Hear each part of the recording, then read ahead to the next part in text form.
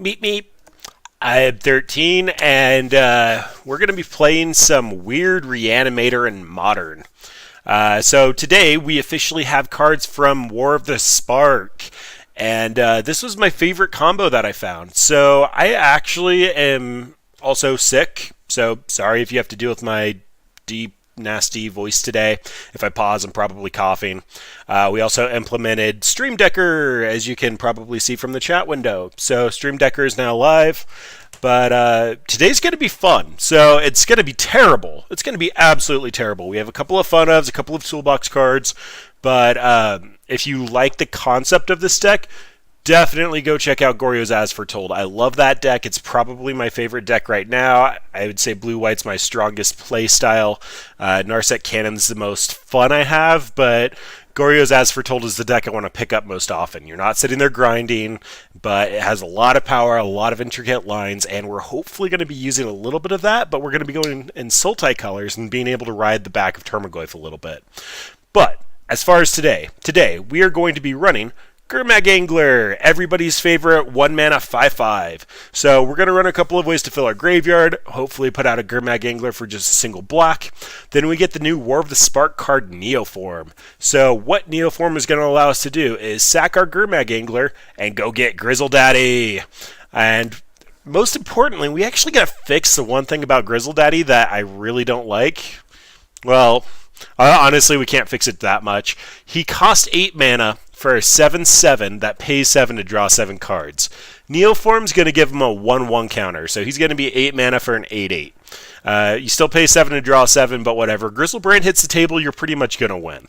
So, Neoform getting counters is going to be bad. We're going to rely on our graveyard to cast Gurmag Angler. We're going to rely on our graveyard for Goryo's Vengeance.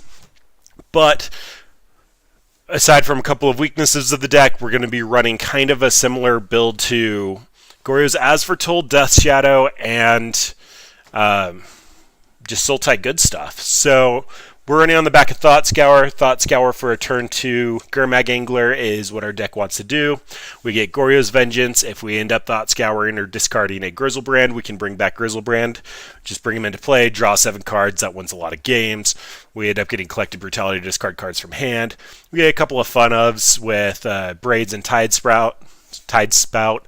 But we're filling our graveyard. Termagoyf should be a beating. 2 mana, big generic threat, must answer.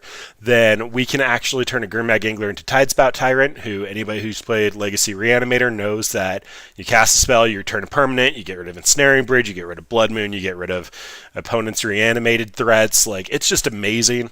And then we have a fun of Braids. We can turn an Ewit into Braids, and that will benefit our opponent. If we get Braids into the graveyard, we can actually Goryo's Vengeance on our opponent's instep, and then we can put a Griselbrand from our hand into play. And then, yeah, I mean, just fun stuff. I know most people watching most of my streams are aware I play terrible decks, and I like to do fun stuff, and Braids is in there as a one-of to hopefully put something into play that's busted. If we ever resolve Braids, I assume she's going to kill us, but that's the deck. In sideboard, we have a couple of Jaces and Lilianas. We basically get to turn from a bad graveyard-based combo deck into a generic Sultai control list. Sultai is not necessarily the strongest in that regard, but we get a couple of things there. We get a little bit more targeted removal, board clears. But, yeah, Happy Magic Christmas Land. Turn 1, Thought Scour. Turn 2, Gurmag Angler. Turn 3, a fair Griselbrand. That doesn't happen all that often, and that's our goal today. As far as tomorrow, we are starting this week streaming with a bunch of war cards. Tomorrow's going to be Teferi Lock. Wednesday's probably going to be... I don't think I've actually decided yet. I've got a couple of different options, but at some point we're going to be doing Planeswalkers behind Ensnaring Bridge, because that's just what we like to do. And yeah, well, finally got our first game. That one actually took a little bit. But we are going to try to get a fair GriselDaddy on turn 3. Alright, love to play first, and definitely need to fix that. So, this is a slightly awkward hand. This will allow us to do a turn 2 Goyf that's going to be tiny, then we can sack it, go get a 3/2 Ewit, pick up Goyf for Neoform. We don't really have a way to expedite out the Gurmag angler. This isn't good enough. There's no interaction, and Goy's only going to be a 1-2 off of what we're supplying. This is a little bit more our speed, so we get a Thought Scour a couple of times, hopefully get a couple of good cards there. We probably just want to ship back a land. We don't care about the basic forest. Wow, and we rolled a 5. Opponent rolled a 1. Played a couple of pre-releases this weekend. It did not go overly well, but I didn't win a single die roll, so it's kind of nice to see one. All right, well, there's a Jace Vryn's Prodigy, another way to get stuff into our graveyard. With Goryo's Vengeance, he's basically free because we get a Goryo's Jace, flip him, turn him into the Walker, minus Goryo's Vengeance again. Opponent on Windswept Heath means that we're playing a fair matchup, and so I can do a turn 2 Gurmag Angler into Griselbrand. If our opponent has Path, that's going to be incredibly sad for me, but let's see what we can set up. And there's even a Goryo's Vengeance. Alright, life's looking pretty good. Let's pop out the graveyard because that's actually relevant. Then lose some life. Mr. Fishy. Again, Jace is basically free off of this Goryo's Vengeance, so I'm going to try to leave him in there. If we get pathed, we get pathed, but I'd rather this get pathed than the Griselbrand. Actually, I take that back. Griselbrand will at least let us draw 7 cards. Okay, well, things could be going downhill quickly. At least we'll be able to get a draw into a Fatal Push with a Griselbrand. So first things first, let's get our free beats in for 5. And we're going to get our fair Griselbrand on turn 3. Right off the bat. Pretty good start.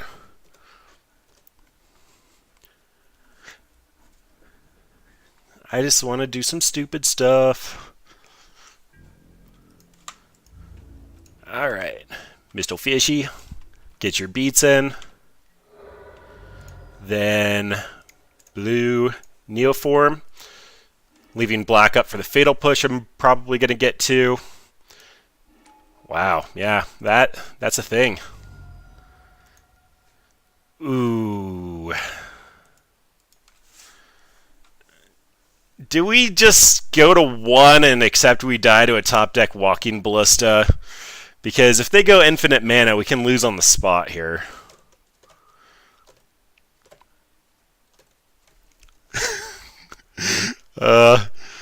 This is what I live for. Oh, it's the second time opponents played a variant of it?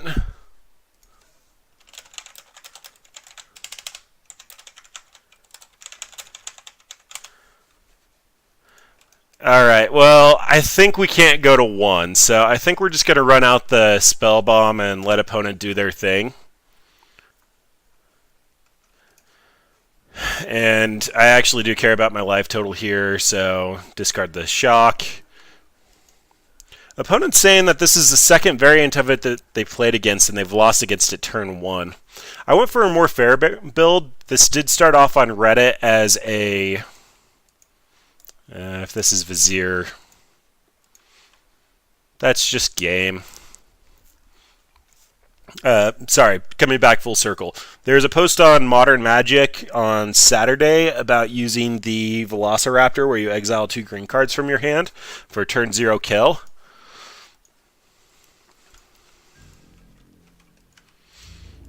I'm going to try to enlighten opponent a little bit.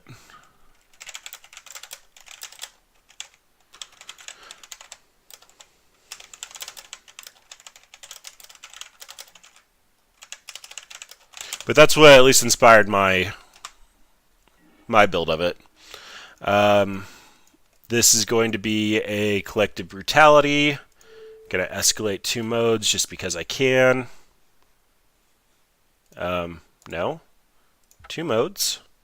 -2, -2. And drain. So let's get rid of the combo piece. Drain you for 2. And get rid of the Shockland.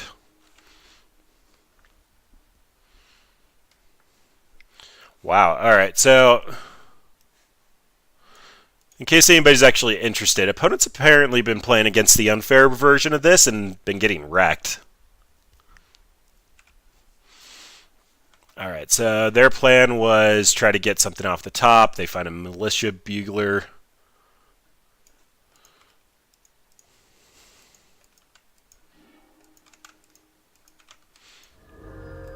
Yep, that's fine. GriselDaddy's going to get in for 8.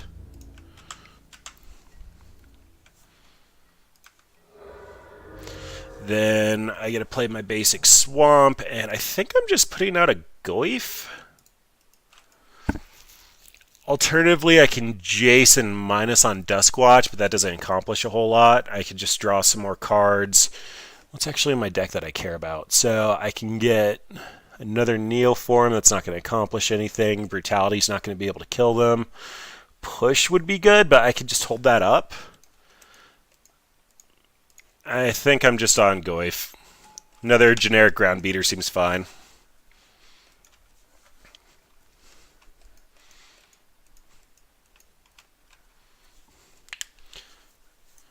But yeah, our deck actually is doing what we wanted it to. We had an 8/8 Griselbrand for fair on turn 3.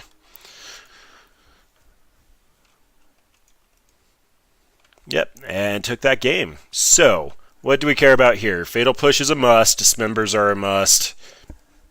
Lily Last Hope is in here for creature matchups, but can't really kill anything. I think Vizier actually might be a 2/1. Scryfall, Vizier. Vizier of Remedies is a 2/1, so that's kind of relevant. Really don't think that's important, though. Damnation's going to be a good catch-all. I kind of don't care about Ewit. If we're going to lose, we're going to lose. We're not really going to be trying to grind out for attrition. Braids is actually going to be good because at best they're going to put in something that they could hit off of a Coco, and we can put in a Griselbrand. But if that's what our turn 4 is, I'm not overly excited about our current position. Collective Brutality can snag both of their combo pieces. We have a lot of cuts here. Tidespout Tyrant's going to be too slow, plus they don't have anything we actually care about, like an Ensnaring Bridge.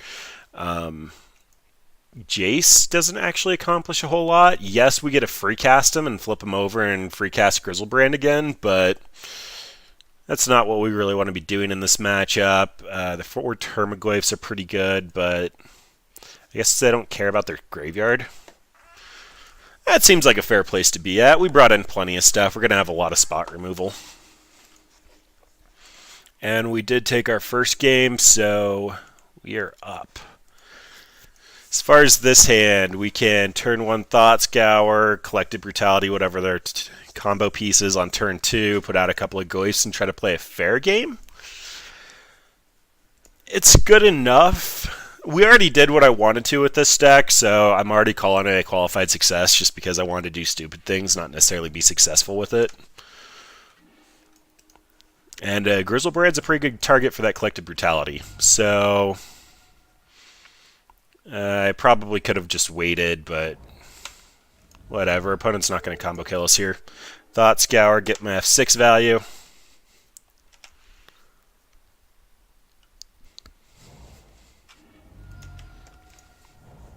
We did get another Griselbrand in the graveyard, which is pretty nice. Thalia. Alright, so Thalia is a target that I can't kill by myself very easily, but we're going to run out of Goif, who's going to be able to do all the heavy lifting for me. We've done plenty of damage to ourselves. Like I said, we do have a lot of the stock base that Death Shadow does, but we don't have the payoff of the Death Shadow. There could also be an argument for having Mishra Baubles and Street Wraiths in our board, but it doesn't really do what we want to do, which is be a Battery Animator deck.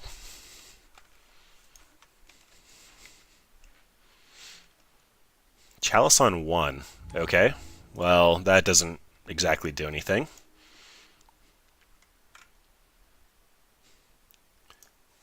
In the meantime, though, we get a 2-mode Collective Brutality. Actually, do I want a 3-mode? What are the odds that they have Coco in hand?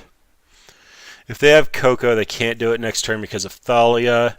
If they have Path, they could Path my Goif or the incoming Griselbrand.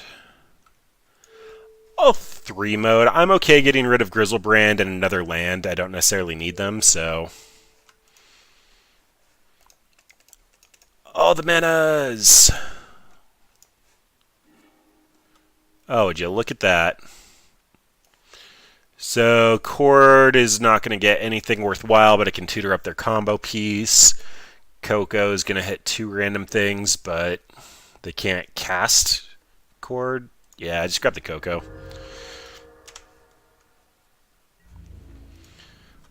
Chalice on 2 actually does do something against us, but it also shuts off all their combo pieces and apparently all the hate pieces that they brought in, so...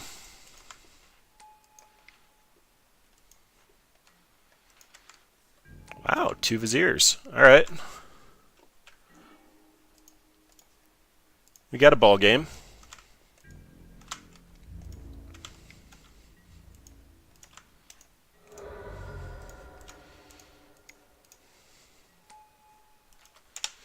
But we are playing a fair game, and we're kind of doing that pretty well. They didn't get their green source, so they can't Cord. Dismembering won't speed up my clock at all. Or we'll just take the game. Alright. So that was pretty good. Playing against any green-white deck is a fair strategy, though, and we are fairly well equipped to deal with that, so not overly surprised by taking that matchup.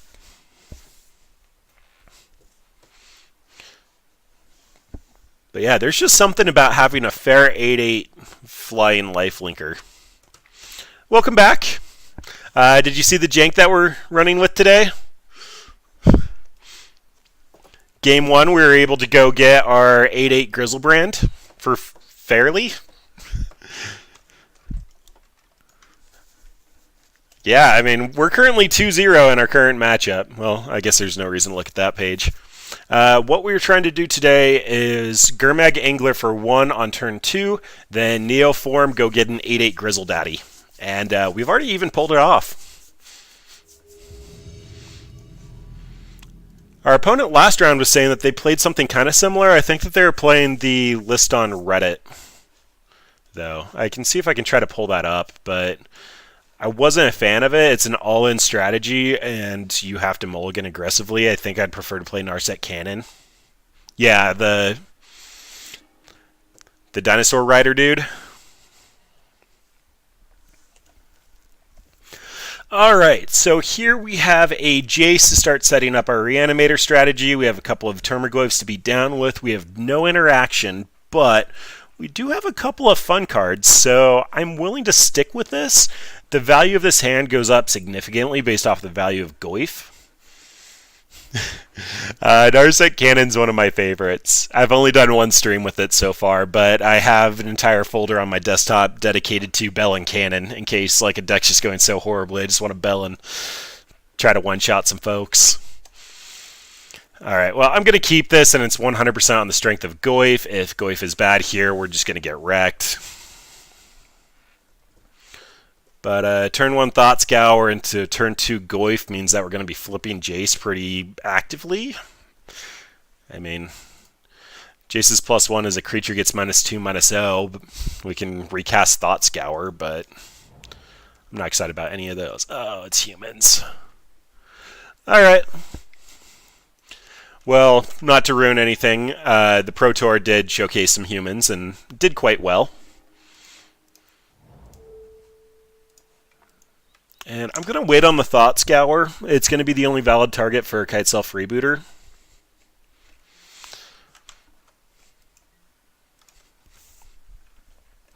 We'll see what opponent's up to, though. File gets tapped first, it's champion. Or it's Thalia's Lieutenant and responds to the trigger. Alright. So we're going to have some beats on the table. I'm going to Thought Scour now. I don't think that they have anything I can care about, but may as well. And that brutality actually has targets here. So Lieutenant's probably going to grow the fastest. Ooh, and we have a fish. I like the fish. Alright, so we have a green source, we have a blue source. That puts me on Watery Grave. We get to Collective Brutality. I have no reason to discard anything, so I think I'm actually just going to kill off the Lieutenant here. Lieutenant's a better target for Phantasmal Image, which is why I'm prioritizing it over the Champion. They're going to be the same size, but that's the logic behind it. Then next turn, probably running out the Goyf just because it can wall for a little bit. Also depends on what we draw. Opponent hasn't seen we actually have green in our deck yet. Oh, Mantis Rider.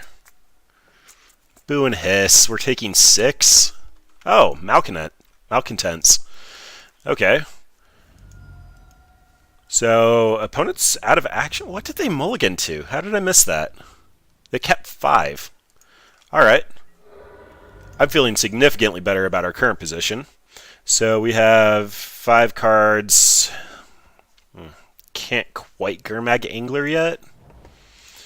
But Goyf will hold him off.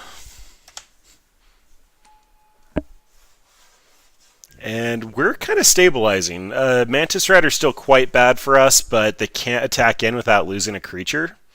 They do get a redraw off of Horizon Canopy, but that's going to make it set. Yep.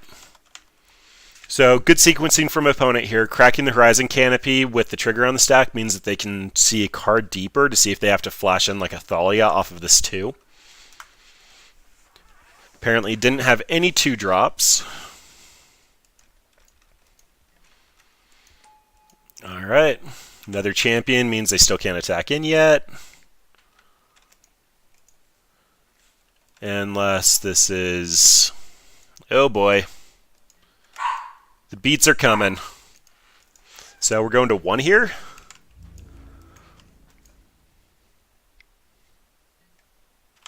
Okay, this feels like a mistake. They're supposed to get in with the Malcontents, because then I'm going to block the Malcontents and go to 1, or block the champion and go to 3, and the Mantis Rider's lethal.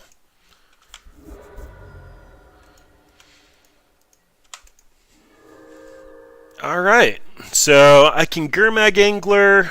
I'm still on the table for at least 3. Goyf. Alright, well, hopefully opponent top decks a land, and that's going to buy me 2 turns.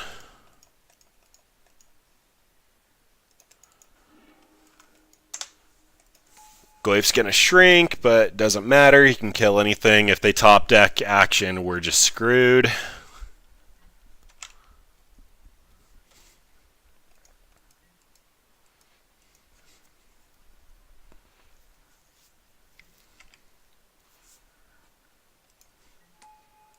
And they had another Mantis Rider. I honestly feel like I have the worst luck when I play against this deck. So I'm currently dead on table. Alright, well, that's why we have Damnations in the side. Dismember also feels fine. Dismember is going to be able to pick off a Meddling Mage with Damnation named. Collective Brutality can only hit creatures before they grow insanely large. Liliana has the same problem. The Discovery Dispersal gets significantly worse when there's a Thalia around, and there's nothing I actually really want to bounce to hand. Nighthail Spellbombs don't actually do anything, and it's probably just Tidespout Tyrant. The thing I like about Jason this matchup compared to the other one is I can block with Jason, loot, and then flip him for a free fog of a combat step. When I'm staring down a 6/6 Champion of the Parish, that's actually quite good. I could potentially also see the argument for Collective Brutality over Braids here, but Braids is my fun of. I want to put a Griselbrand in off of Braids tonight. We already did our primary combo, but that's what I actually want to happen, so we're going to leave Braids in. Alright, this is multiple Thought Scours, which is multiple redraws. We have a Fatal Push as interaction. Yeah, I'm good with all this. Basically, I have to look at this like 3 redraws. And also stocking our graveyard, which makes probably a Goryo's Vengeance top deck quite good for us.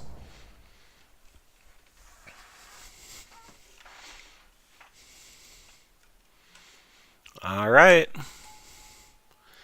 Starts off with the champion. Well, there's Braids. And I think Collective Brutality means I have to Collective Brutality here. It's not as efficient of mana use. But I'm not going to duress or drain, so let's do this. Shrinky dink.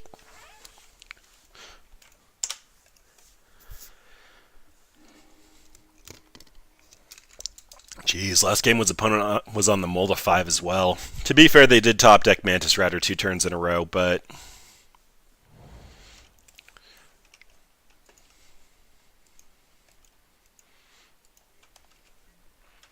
alright, that's Athalia.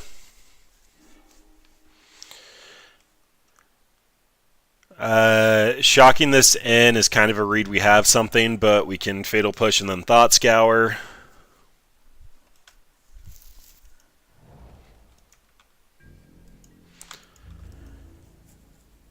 And correct sequencing is always take the hit from Thalia. If they have a second one in hand, it means that they can't run it out on their second main phase. Especially when your next removal is a Damnation and you don't even have your 4th land, let alone your 5th.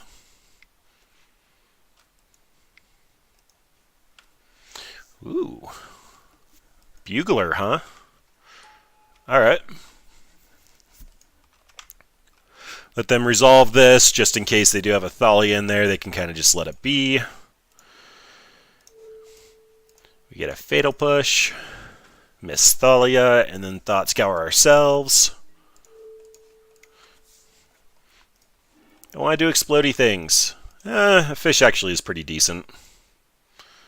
So, first things first, Thought Scour. Opponent still hasn't even really seen the fact that we have green things in our deck.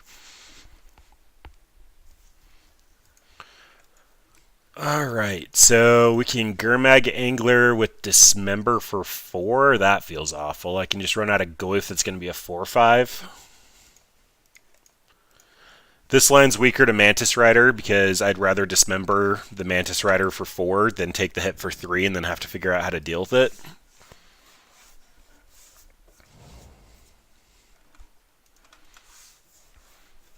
But opponent's got a pretty stock hand.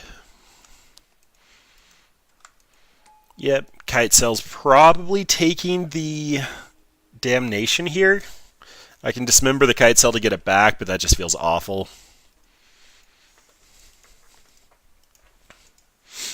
Braids. I really want to find a home for you in Modern, and honestly, Goryo's Vengeance on opponent's end step to put in a Grisel brand feels like the best home. I really want you to do some work today.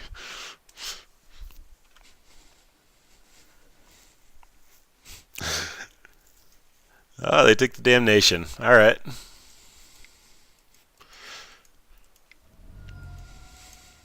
Ooh, is this another freebooter? It is. Alright, well, we still don't have a very good target for Goryo's Vengeance. We've gone through a third of our deck, and kind of an awkward draw.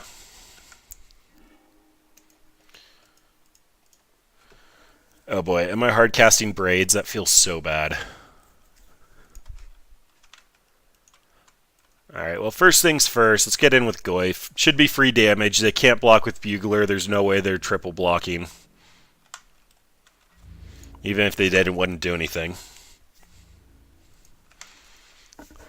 So of note here, Braids will actually put in Fish for free, but Fish has a lot of stuff in Graveyard I really don't care about. So, gonna Angler. Opponent doesn't know about our land in hand, so I'm just gonna hang on to it.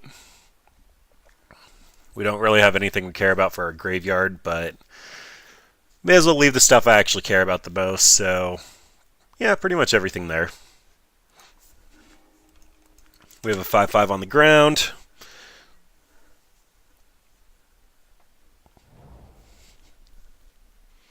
Now this Misty is actually going to bring our Goyf back up to being a 3/4, which is kind of relevant. How do they always have the Mantis Rider? Oh, it's a Reflector Mage. Yeah, that's actually fine.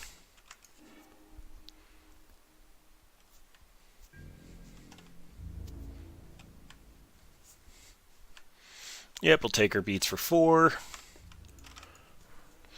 What do I even want here? So, this deck is a weird hodgepodge of things. I think I probably actually want Ewit, because I won't be able to recast the Gurmag Angler, and Neoform won't be able to get a Griselbrand. Thought Scour milling over a Griselbrand and give me a Goryo's Vengeance would also be good, but that feels like Happy Magic Christmas Land asking for all of that. Alright, well, opponent knows about these 2 cards, so we'll see what they name. They've also seen the Goryo's Vengeance in the graveyard, Fatal Push, and Damnation, so they have plenty of things to call. Alright, apparently Damnation makes the cut.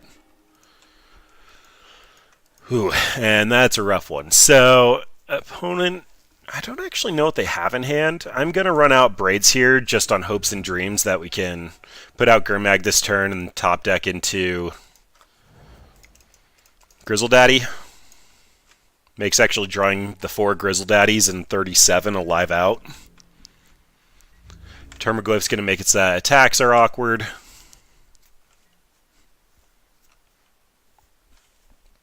An opponent, you get a free show and tell.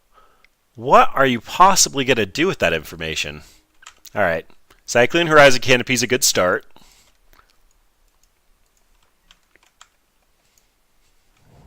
A Cavern of Souls. You had a world of opportunities. I didn't even cheat this into play. Like, you had first crack at it. You knew it was in hand. You knew it was coming. If I was opponent, I probably would have cycled a couple other Horizon Canopies, but they can do them.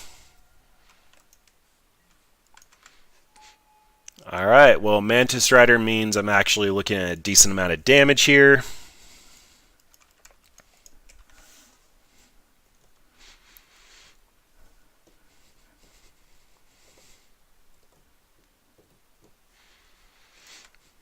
Although it's only 5. I do have multiple outs I could draw into.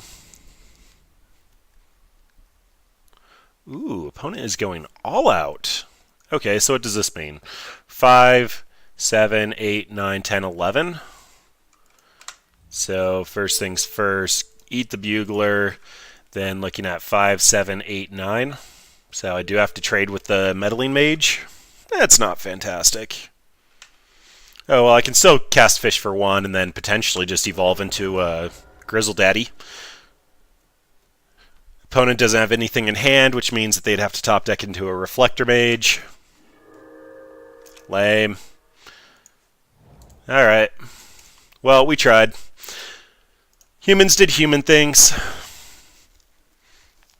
I'm just so sad that they put in a Cavern of Souls off of the Braids I so graciously offered them.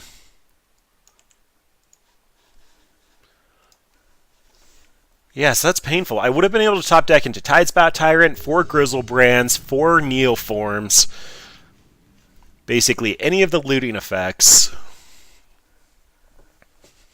Oh well. Humans is a good deck. There's a lot of disruption. Puts on a lot of pressure. We'd love to take the play. Oh, this is a Griselbrand, waste to loot. Oh, but it has a single land. Given the London Mulligan rule, we have a little bit more flexibility to mulligan, and I think we have to take that opportunity. This is Thought Scour, Neoform. So we basically just want to fish off the top. And these are basically redraws. We're going to tuck a land back. This is keepable. We can send back one of our fetch lands. Misty's redundant. And these are going to grab off colors, so that looks good. Also, very strategically put in the Fairy Island. We do look a lot like a blue-black deck with a lot of our draws, so opponents can think that we are starting off as fairies. It doesn't mean anything. But the land is very pretty.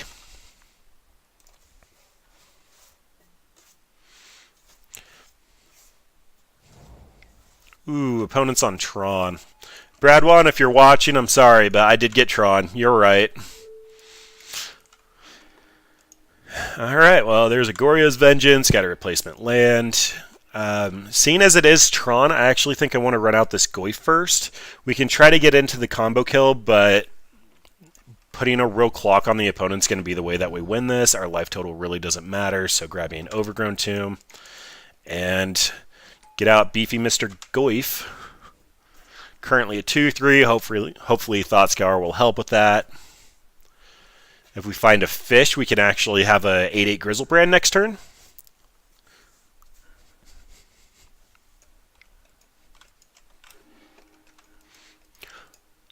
We've only played 2 matches with this deck, but it does really feel like we are split in what we want to do.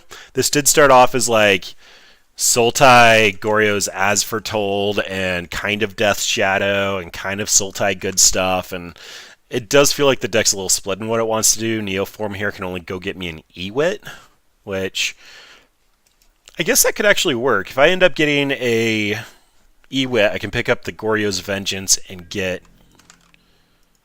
Sorry, if Thought Scour hits a GriselDaddy, I can Neoform to get the Goryo's Vengeance, and then Goryo's Vengeance in for 7 more. Yeah, this deck has a lot of interesting lines to it, but my opponent's probably just going to Karn here, and it's not going to matter. Alright, so I need to get a blue land. Again, oh, life total does matter here. If I take a shock, I can't activate GriselDaddy twice.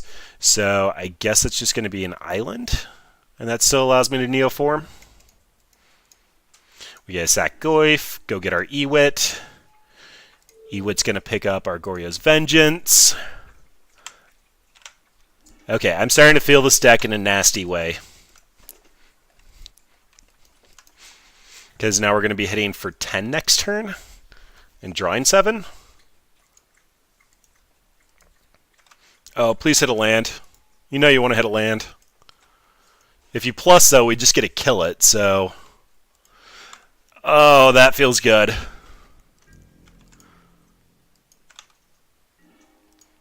Alright, and we even got a basic, so we don't have to shock in this Overgrown Tomb. Don't you just love it when a plan comes together? Alright, Goryo's Vengeance and GriselDaddy. You get to kill Karn. You get to hit opponent. We go up to 23. We get to draw 7. So probably going to Thought Scour here. Just see what's up. We don't have any other 1-drops that we can really draw into. Milled another GriselDaddy, which means this Goryo's Vengeance can kill opponent next turn. I don't even need to draw more. If opponent has Ugin, it can only hit Ewit. Yeah, I think we're solid here. Again, the opponent can only put out a Walking Ballista.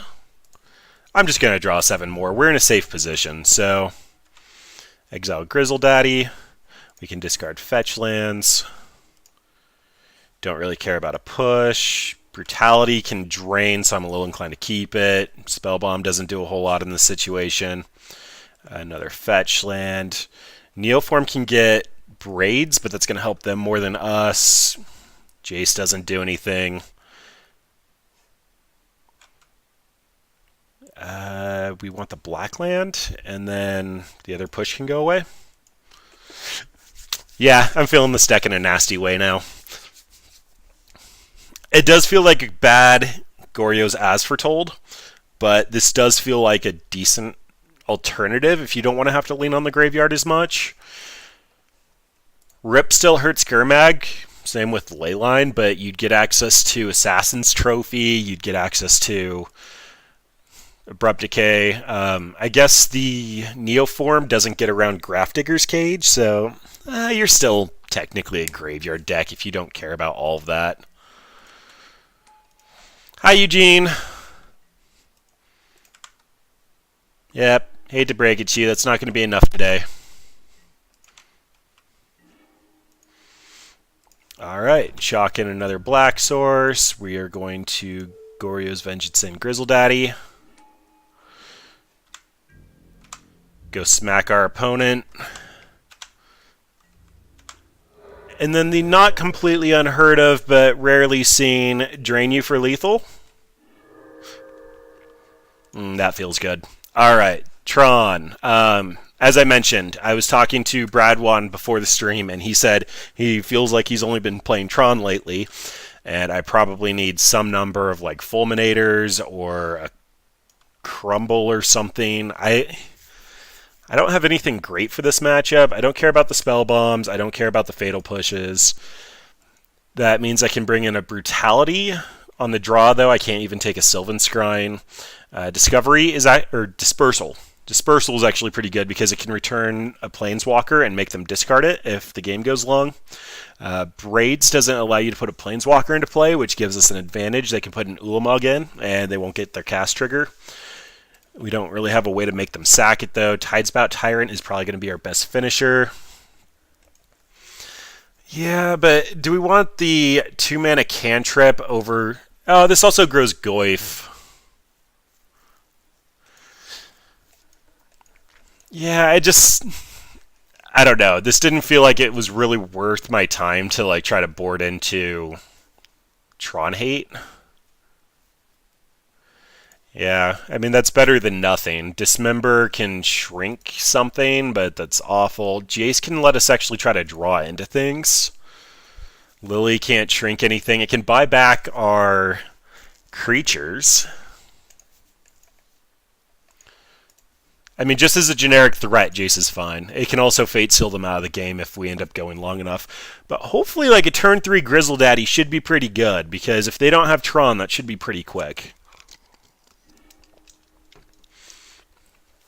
We did see some of the power of the deck, though, just being able to be like, can you handle GriselDaddy coming back at instant speed 2 turns in a row? Ooh, 2 of our tutor targets are in hand. We have a Thought Scour and a Goyf. That's not enough. I mean, technically, we could have a turn 3 GriselDaddy, a permanent one. But I think we can do better. It feels bad shipping this back, but... There are like 5 cards we don't want in our opening hand without an enabler, and that's it. Alright, so this is Brutality, discard, Griselbrand, Goryo's Vengeance it in, and draw. That seems fine.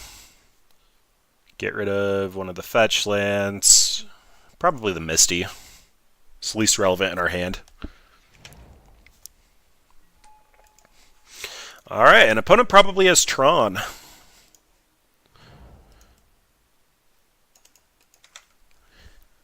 I am actually going to wait on this one. I don't want opponent to see what we're setting up for. It's not always relevant, but I'd prefer that they didn't see. Yeah, I can't really play around them. I do have the opportunity to tutor into a different threat, but that's about the only consideration that I have.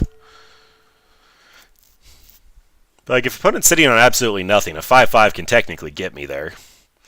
Oh, I can Goryo's in a permanent Griselbrand. I'm going to do it. Oh, but if they just Tron me and exile a land, that's going to feel awful. I think I have to take a peek for a turn. I'm not excited about it, but I think I have to take a peek for a turn.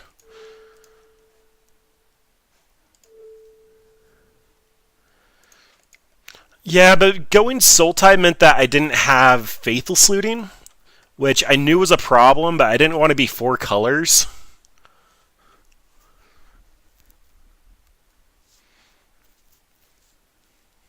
They're going to counter it? Okay, so they have Warping Well.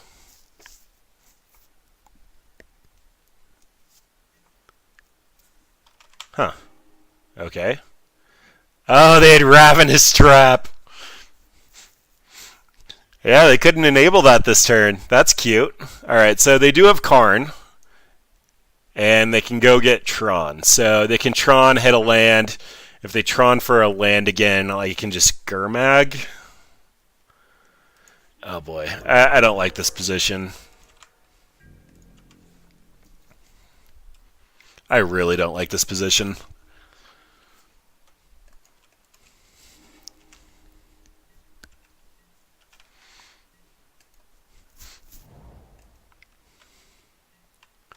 Yeah, it does. Alright, you going after our land? Yeah, you are. You're the Tron Menace.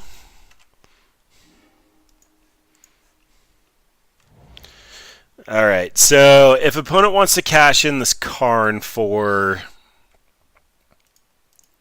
my other land, we're kind of screwed. But if they don't, I can Goryo's Vengeance in Braids and put in Griselbrand, and then Braids will be gone by the time that they actually want to. They'd have their opportunity to put something in. Yeah. Yeah. You have Tron, you feel like you can top deck better. I get it. Oh, I just punted so hard. I was supposed to put in Griselbrand and draw 7 cards. Yeah. I just realized that. I'm going to blame that on the cough medicine when in all reality that's probably me just wanting to get Braids too hard. Oh, and then you even got Ugin. You got another card. Alright, whatever. I hate Tron. It stops so much fun stuff in the format from happening. That game is 100% on me. If we're looking back at the post-mortem, that game was on me. Yeah, so again, I like doing stupid stuff, and Braids here is at the beginning of each player's upkeep. That player may put something from their hand into play. And I wanted to add their end step, Goryo's Vengeance. Goryo's Vengeance will allow it to come in for a single turn until the next end step. I can put in a Griselbrand permanently off of the Goryo's Vengeance, and I wanted that to happen once tonight. And I got greedy and tunnel vision, and it didn't happen. Alright, so this is a Goif, and that's about it.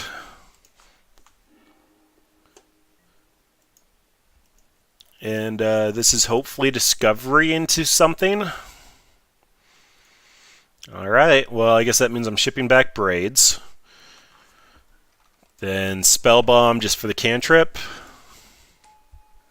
Lame.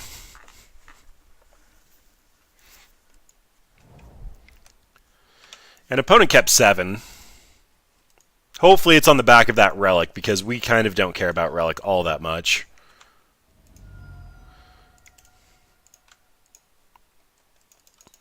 Discovery is one of my new favorite cards. Put it into the graveyard, and I feel like I need the land here. The land's going to let me Thought Scour and then Gurmag Angler in response. Or Thought Scour, and if the opponent cracks it, I can pop Goryo. So yeah, I need 3 mana.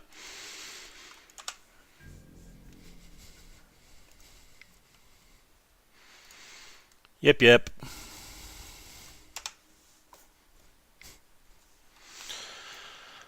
It might be worth having a Pithing Needle somewhere in the 75. One of the reasons Sultai isn't very strong in Modern is because you don't get access to the super strong white cards. So I can crack a land, Thought Scour.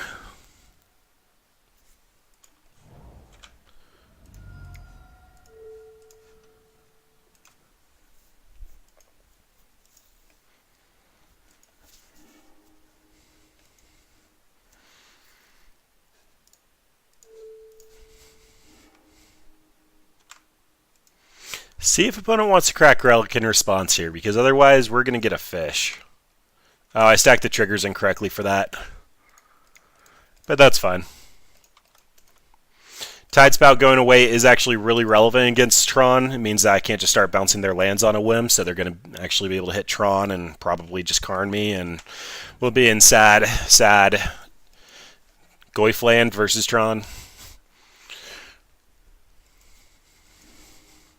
Yep, you go get Tron, sir.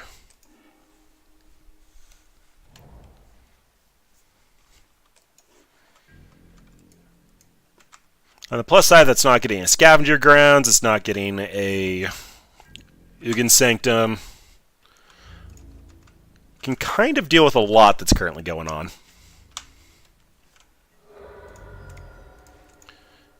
It is possible they're just not on the Nutter Butters, which doesn't happen a lot lately. Huh. That's odd. Oh, it's for the Goyf. Yep, that makes sense.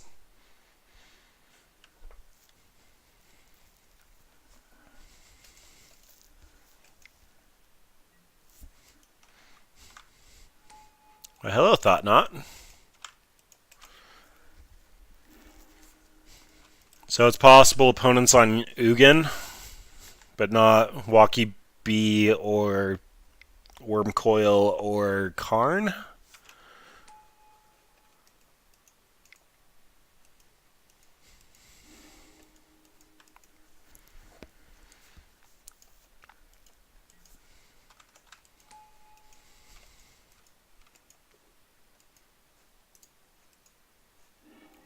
Alright, well, opponent's actually giving us the opportunity to do something with their graveyard shenanigans.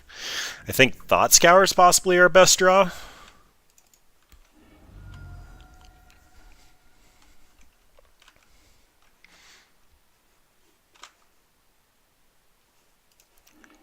Oh, nope, they hit their land drop. Derp the derp.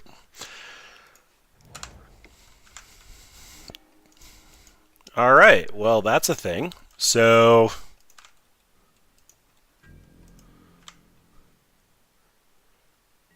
I swear, opponent, if you've got Dismember, okay, then if you have Warping Well, I really wish I had Tidespout Tyrant still. Really, really honest and true. Alright, looks like we've had a couple of new viewers. So what this deck is trying to do is cast Neoform, sacking Gurmag Angler to go get Griselbrand. Griselbrand's going to enter with a 1/1 counter. So, woo, fair Griselbrand. Draw 7 cards. Then, yeah, looks like we're just going to be on another Goyf. And I played the wrong land for that. Oh well. Who really cares? We have a Griselbrand.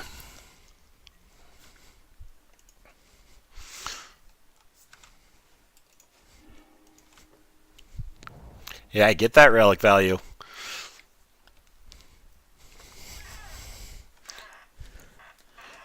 So, Goryo's As Foretold does have a little issue going off through a relic, and we kind of just showed that we don't have too much issue with it.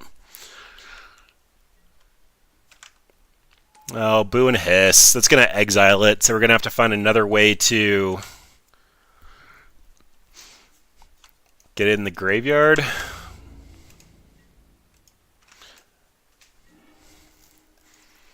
Alright, so Verdant Catacombs can go get us a forest.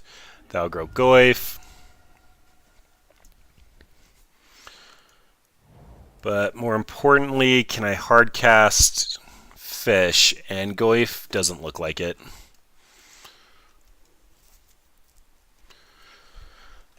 There's like no cost an opponent calling our bluff, so looks like this turn is another Fish and telling opponent that they have to exile it with Karn, otherwise things will go south. We still have so many good top decks, just so many of them.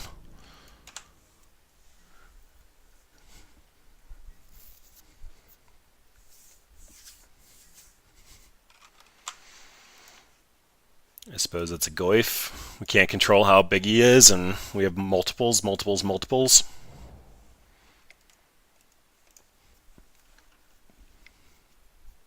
Oh, really? You got the Ulamog? Lame. Alright. Tron is the menace of the fun. I will admit, 100%. Game 2, if I would have Goryo's Vengeance in Griselbrand, drawn 7 cards, we wouldn't have gotten mana screwed. We probably could have come back from that. But, yeah, the Tron is the menace of the fun.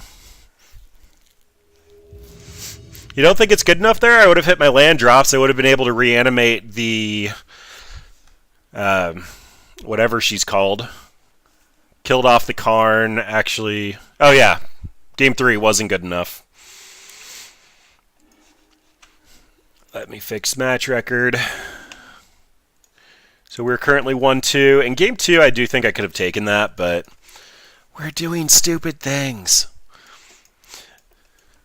I think this is a mulligan. This hand has a lot of pieces to try to make stuff happen, but it's still missing a good payoff card and mana. So, London mulligan, try to fix this up. Oh boy. And this isn't great.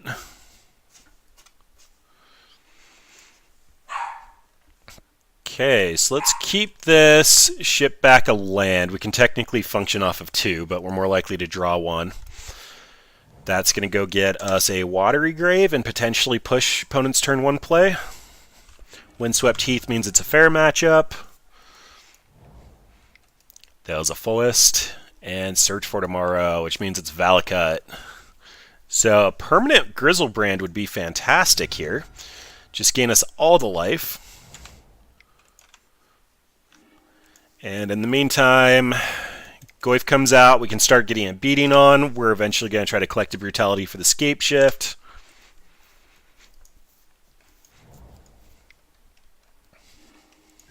Ooh. Multiple searches. This is going to go downhill quickly. What do we want to do? So I can Discovery, try to fill the graveyard with different types, hit in for more, potentially bend something big.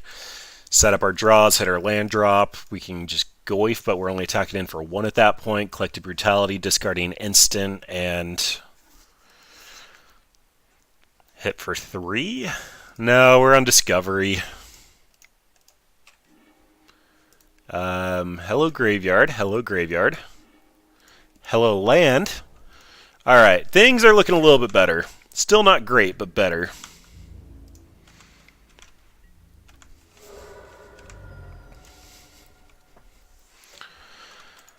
This deck does feel like it needs a really good 2-drop. So one of the nuances of Neoform over Eldritch Evolution is Eldritch Evolution is or less, and this is something explicitly 1 more than the cost. Costing 2 does feel quite good. Forcing us to be in blue doesn't quite feel good enough.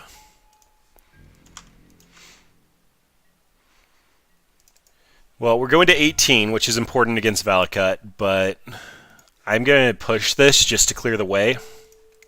It's not doing anything in hand. Yep, as expected, you go get your land. Collective Brutality can drain and duress. Ugh. Is a Griselbrand going to be good enough here? So, can I discard this Neoform? I can also hit in, go get an Ewit, pick up a land, and then run out another Goyf? Or that's when I Collected Brutality. Still have a Polluted Delta, right? Yep. Alright, so that's the plan. Ewit for a land.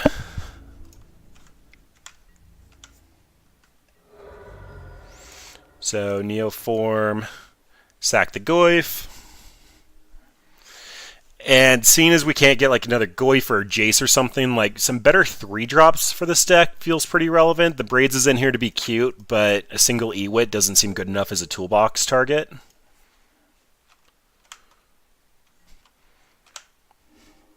Ewit's not going to be hitting for significantly less, but this Collective Brutality is going to put us above 18, which means a Scape Shift with 6 lands isn't going to be lethal. So we have to 2-mode this. We get to Drain and Duress. And that means discarding the other Brutality, so we actually have a clock if opponent's on blanks. Anger of the Gods is cute. Oh boy. We are just effed in so many ways, though. So take the Scape Shift. Opponent can commit in on Primeval Titan, and that means a Goryo's Vengeance can be lethal.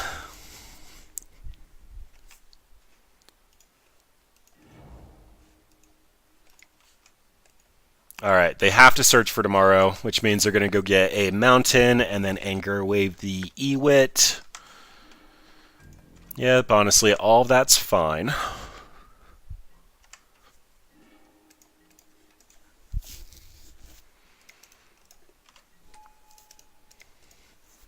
And honestly, nothing productive.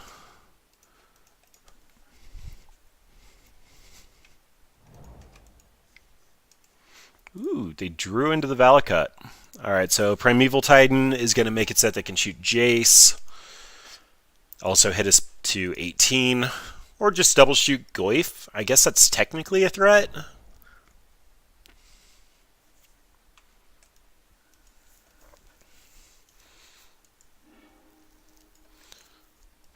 Nope, they did respect Jace.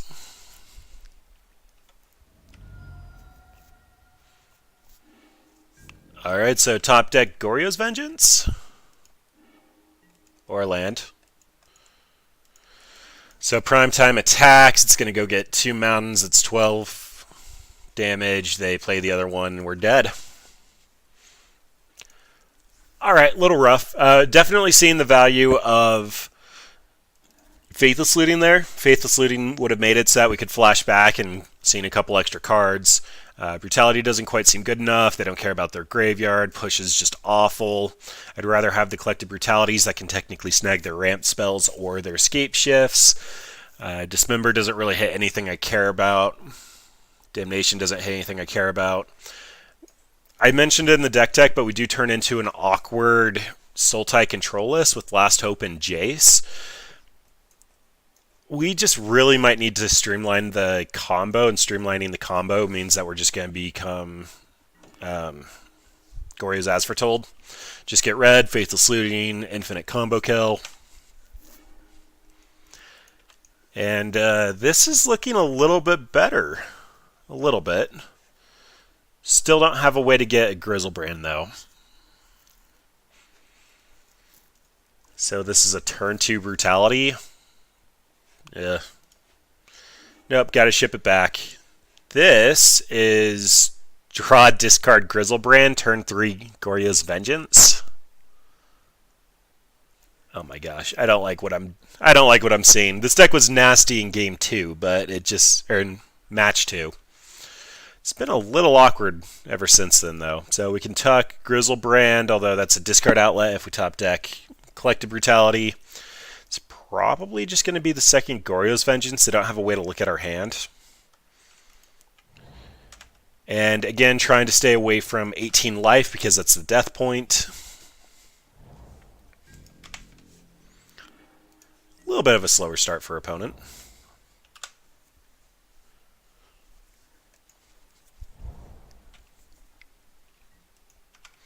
Alright, there's the Farseek getting their ramp on.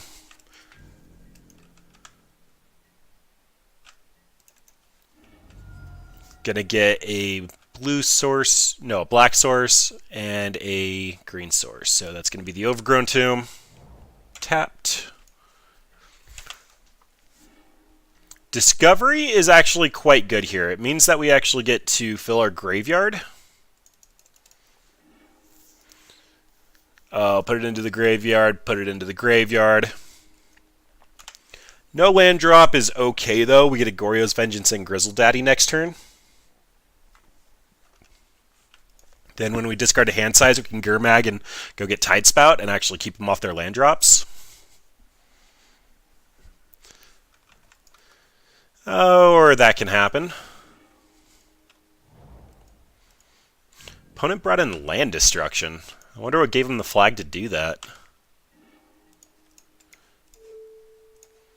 Alright, well, these are cards. So I care about the GriselDaddy in the graveyard and everything else can go. So if I draw green, I can get a Tidespout. If I don't, I can just Goryo's and GriselDaddy.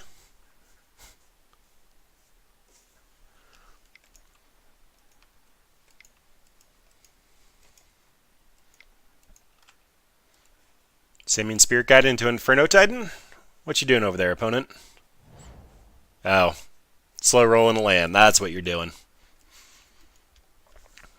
Might be a little too late then. Opponent's got some unique sequencing going on, though.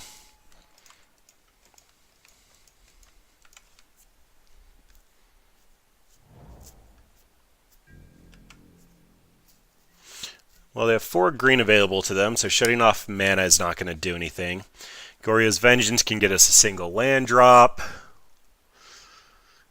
Goryo's Vengeance to block actually doesn't do anything. Well, I suppose we just see what we can draw into, but this one might be a lost cause. GriselDaddy's just not good enough. I could also not draw and just stay at 26, but no. Just got to go for it. And we draw into Tidespout. Amazing. Alright, so that takes out that out.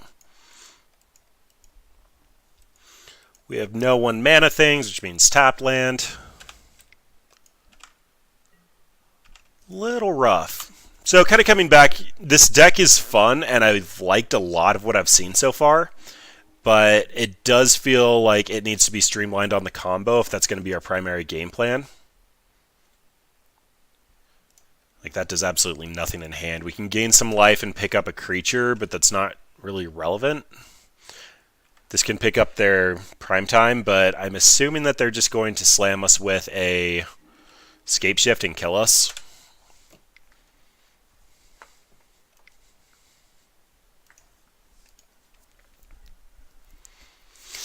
But Neoform into GriselDaddy just felt so amazing. I wanted that to work.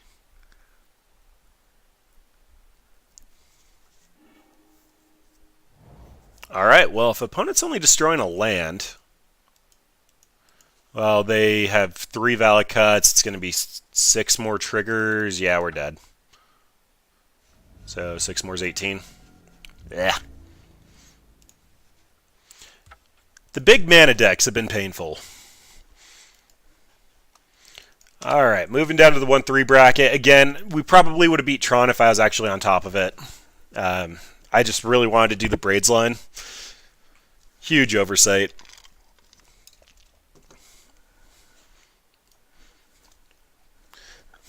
So, anything in the combo slot that a 3-drop can get, Ewit being able to pick up Goryo's Vengeance is quite good. There might be an argument for getting something like a Trinket Mage in there if we could find an artifact that would actually help enable the combo. Grafdigger's Cage shuts off our Neoform combo. It won't allow us to search our library for a creature and put it into play. Gaining life feels like it could help a little bit, but we have Griselbrand. Like, if the combo actually successfully executes, we don't care about our life total. Alright, this is basically what I want to see in every hand. It's a turn 1 Thought Scour off a fetch land into a Jace or a Gurmag Angler.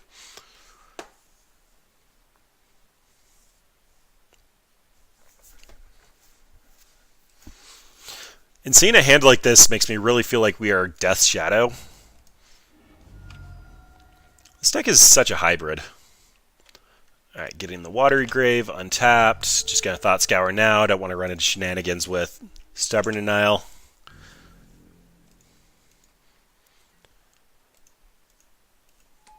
And we can technically Angler next turn. Alright, we're playing against Hardened Scales Affinity. I think that means I want to get my combo on. You're such an awkward draw.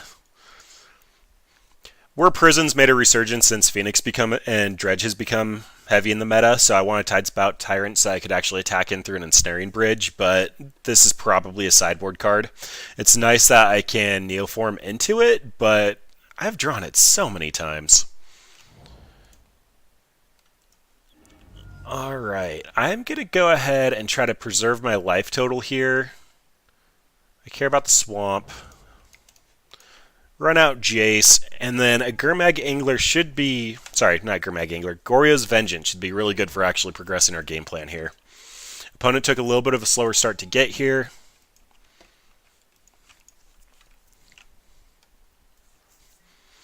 No Hardened Scales means that they're on a significantly slower start.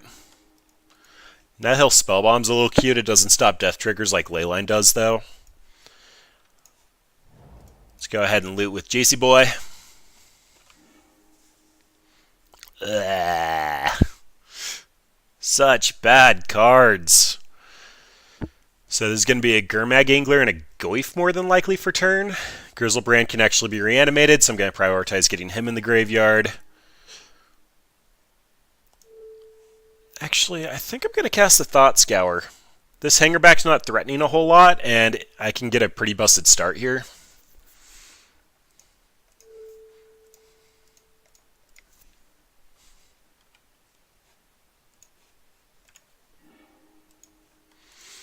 Collective Brutality, drew into another Thought Scour. Basically what I should have expected. Then Overgrown Tomb. I'm going to start off on Goif. If they end up dismembering Goif and hitting Jace, I'll be sad, but I'd prefer to have an Angler in hand so that I could actually Neoform into GriselDaddy.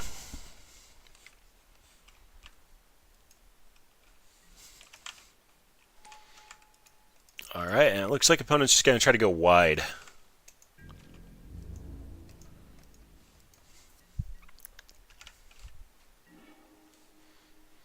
Let's go ahead and start on Thought Scour, see the most cards.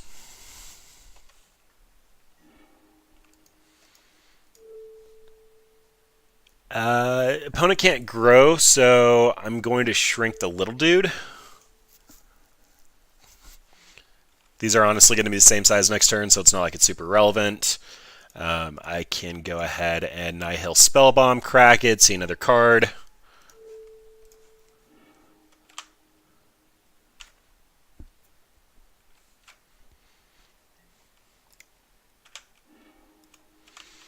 Alright, and there's another Griselbrand. So, fetch land. I'm staying on defense. I feel like our game plan is going to be stronger than... I was supposed to get a swamp. I'm staying on defense. Our game plan is going to be stronger than opponents, and we've seen enough cards that we can actually make this happen.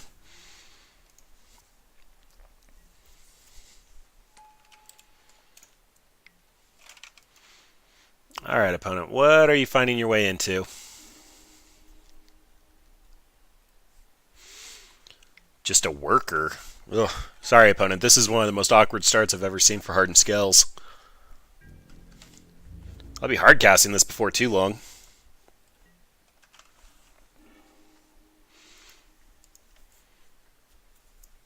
Alright, so I can Instant or Sorcery. I can get my GriselDaddy. So let's go ahead and exile our lands. I can leave one, though, for Termagoyf. Thought Scour is not as relevant. Pay our black.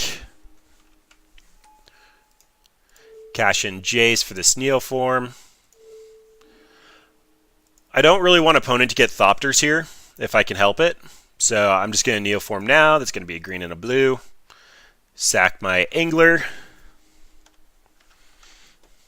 Go get my 8/8 GriselDaddy like a boss. Then I can... I prefer not to take the shock. It's always possible opponent top decks a Walking Ballista and a Arcbound Ravager and actually just kill me. So get rid of Collective Brutality. This is going to shrink Goif beyond belief, but whatever.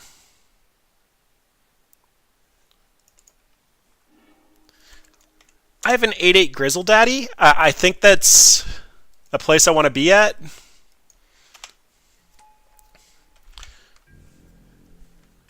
And let's see what opponents got going on. If they end up having Throne of Geth so that they can actually start sacrificing these things, putting the counters on, proliferating. Nope, opponent's digging for action. So making our way. Oh, they didn't even let us play it out? That's a little sad. Alright, spot removal's coming in. Liliana Last Hope is amazing here. Dismember's coming in. Braids is going to be significantly in our favor, and we're in Game 5. I really, really, really want to Goryo's Braids. It's like the goal I want for today. Damnation doesn't really do a whole lot, but it's a consideration. So this can clear their board. If they end up going super wide with servos, that ends up working, but most of the time they end up having a welding jar to protect their important combo piece like the Arcbound Ravager.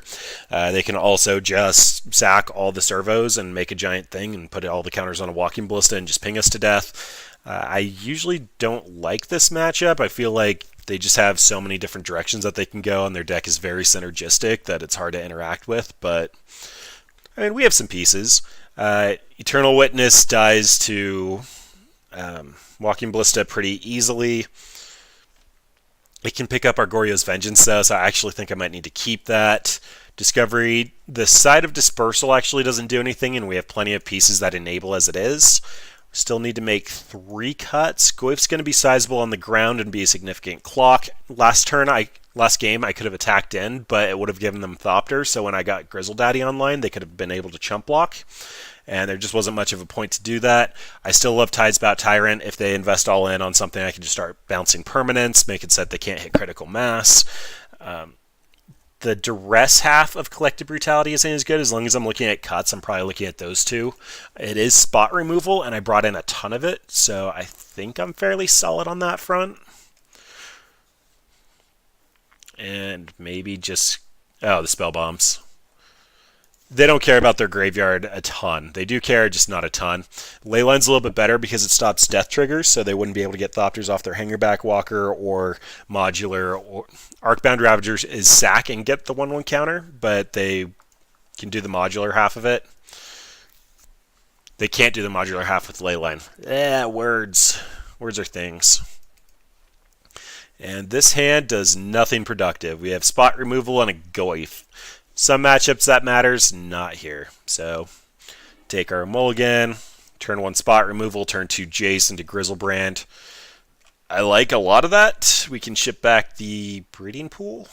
Redundant Overgrown Tomb.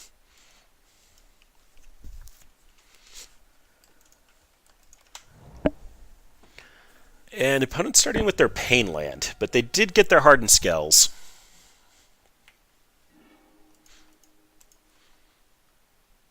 Alright, so they are setting up for a big turn next turn, it looks like.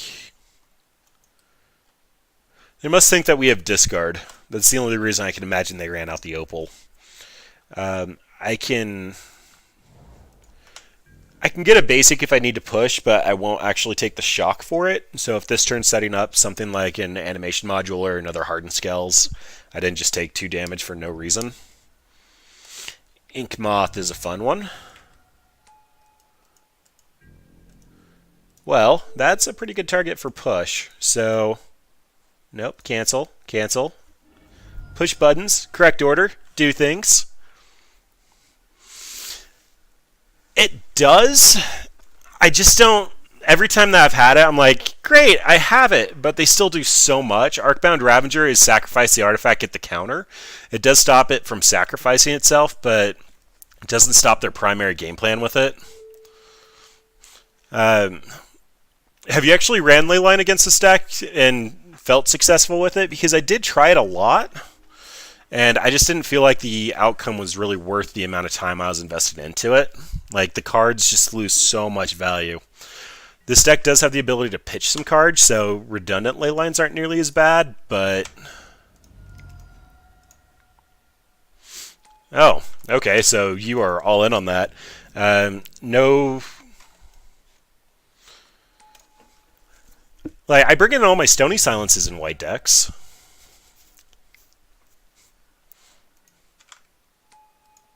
Ooh, that's a nasty guy right there.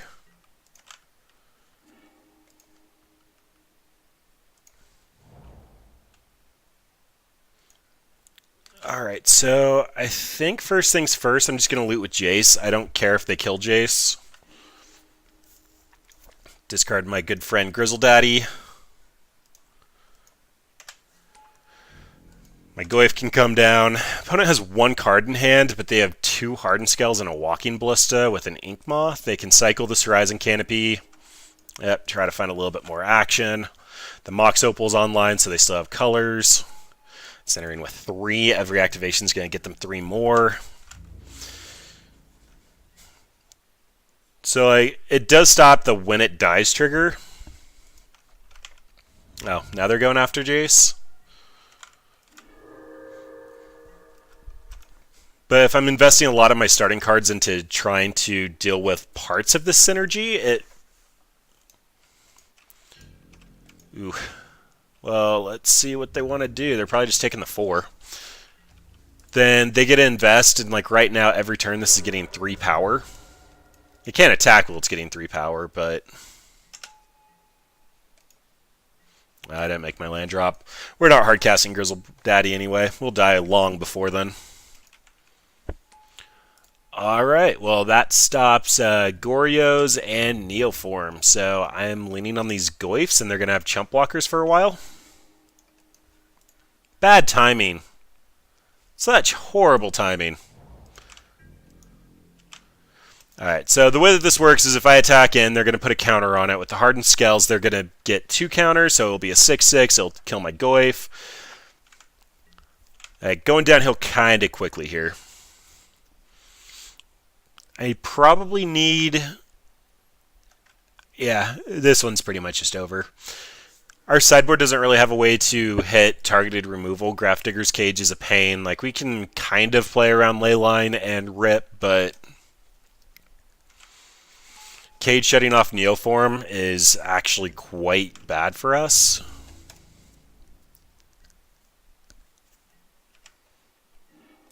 Oh, come on, deck. Be cool.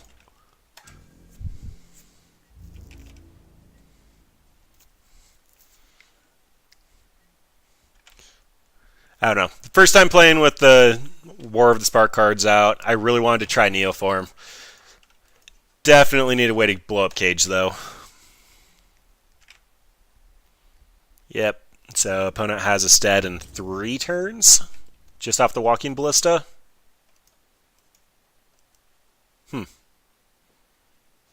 You probably don't want to get in with that.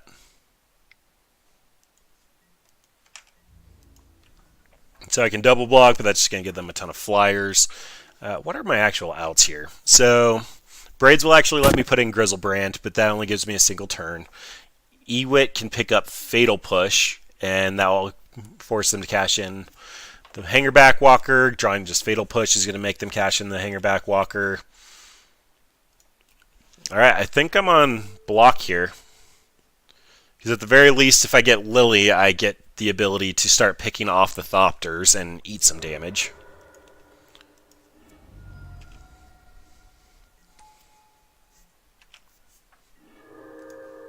Well, that's a card I was thinking of. Still on a 2-turn clock, though? Oh, they're going after Goyf. Oh, well, still on a 2-turn clock.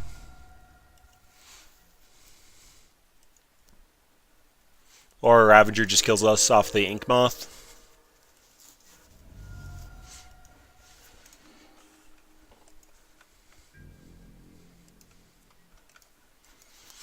Gurmag's still a pretty big fishy boy, though.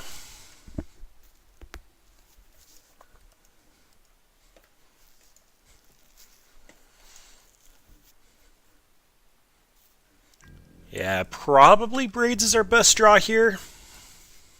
Oh, they clicked through their attack step. Alright, well, if we get Braids, we'll play it out. If not, I'll just give the opponent the benefit of the doubt and say they attacked us last turn and we're dead on table. Minimal Thinning. There's a Last Hope. Last Hope can pick up a Goyf, but that's not good enough. I can pick off a Thopter. Yeah, I don't really have an out. Opponent should have attacked us there. We would have been dead. Alright, well, Damnation is looking a little bit more tempting for that reason. I'll go ahead and bring in Leylines this turn. Like, I'm 100% willing to give that a shot.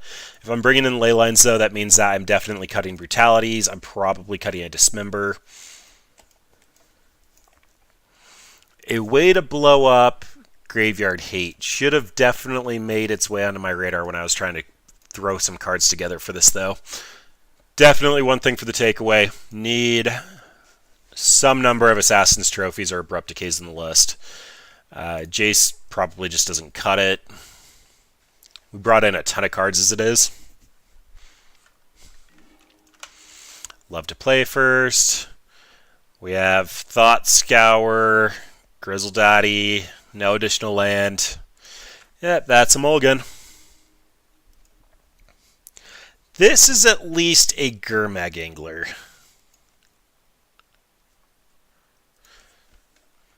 Alright, then that means that I'm tucking a GriselDaddy just because I cut so many brutalities I don't have a great way to discard.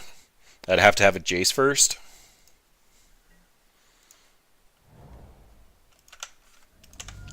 This will allow us to dismember, likely not going to do it. Hardened Scales usually spends its first turn, either setting up for a big one like this is going, or putting out a bunch of enablers. So we get our Thought Scour on.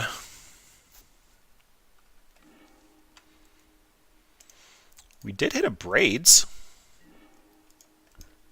That's at least something. So Fetch Land will put us at 1 off of casting Gurmag Angler. Let's see what opponent wants to do. They didn't have a 1-drop. How did that go? Who ended up taking it? Or did everybody just kind of dirtle?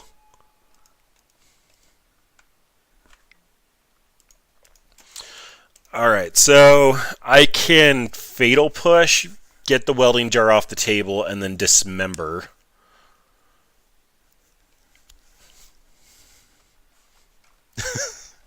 Welcome to Modern.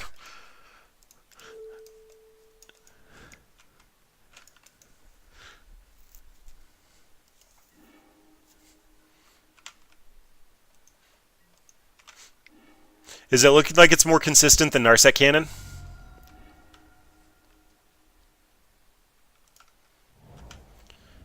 I'm taking a huge life total loss here to do this, but I can't let a Steel Overseer stay on the table when I don't have a definitive kill yet. And the consideration was I wanted Fatal Push for the Welding Jar. The Welding Jar is hard for my deck to interact with, so I need to make sure to get rid of it.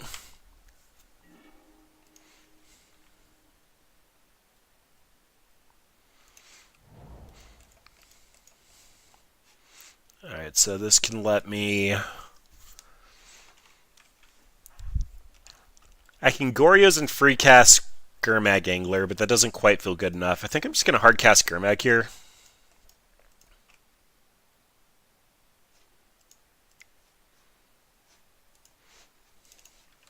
Let's actually do this correctly. Ewit can pick up my Liliana, which is actually a really good card in this matchup, so I'm trying to leave that in my graveyard.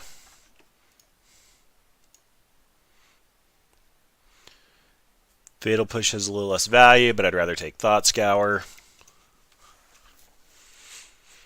Then, again, Dismember can get around Welding Jar. It does. So I think I'm just going to leave the Fatal Push. My life total is low enough that I don't want to have to make that consideration.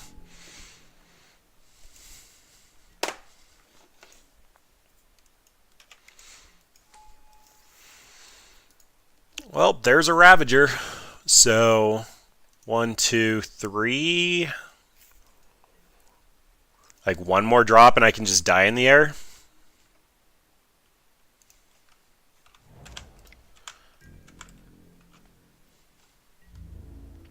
Oh, I don't even think I can attack in.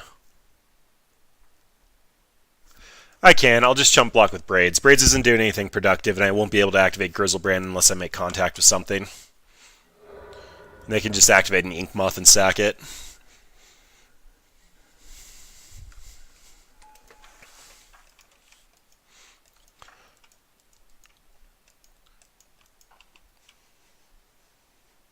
Okay, so I think I'm dead.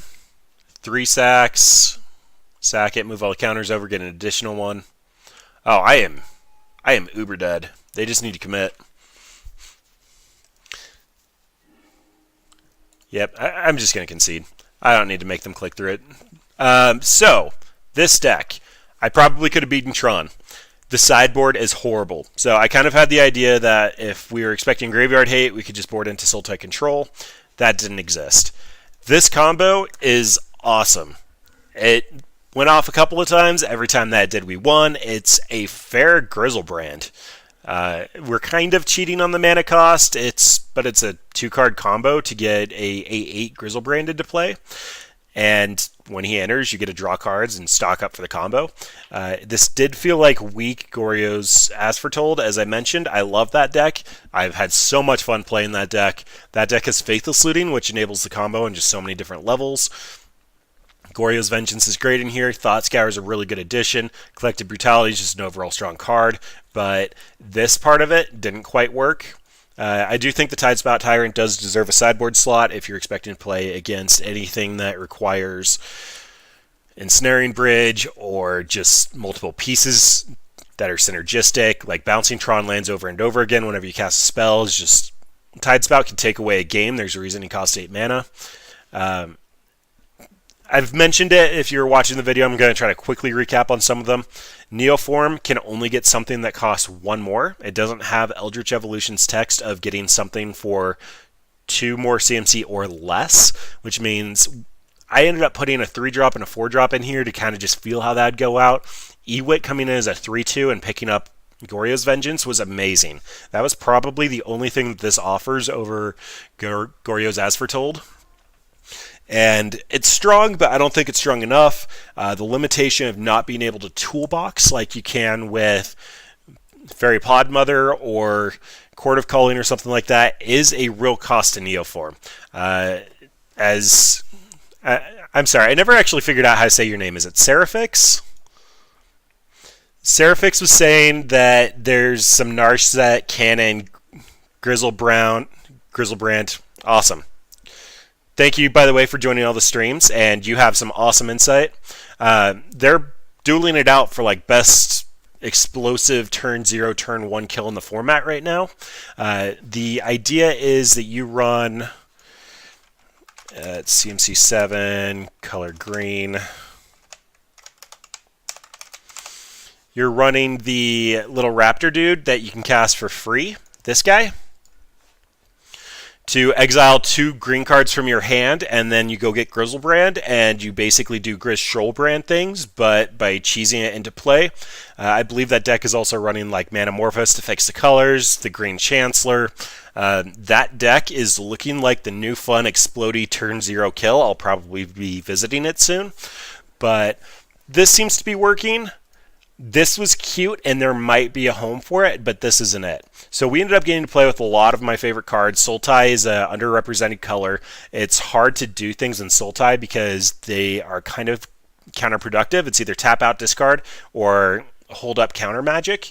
And then you need beaters, but you also need to leave your mana open to interact with your opponent. And there have been a couple of attempts at it. I actually really like Eternal Command.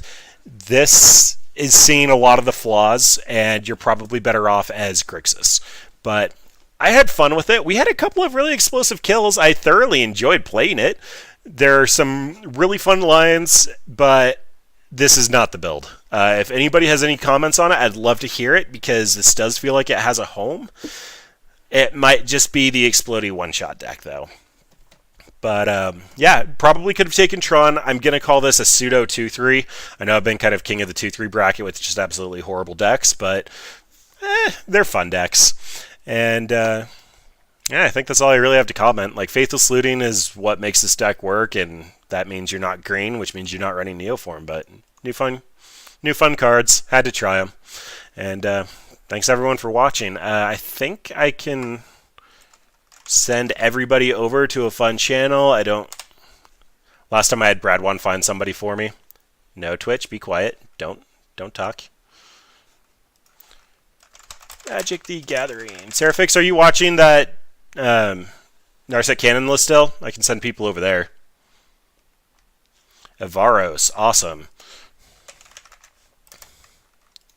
Great. Well, I probably should have stopped the YouTube video. Thanks, everyone. I'm going to do Twitch stuff.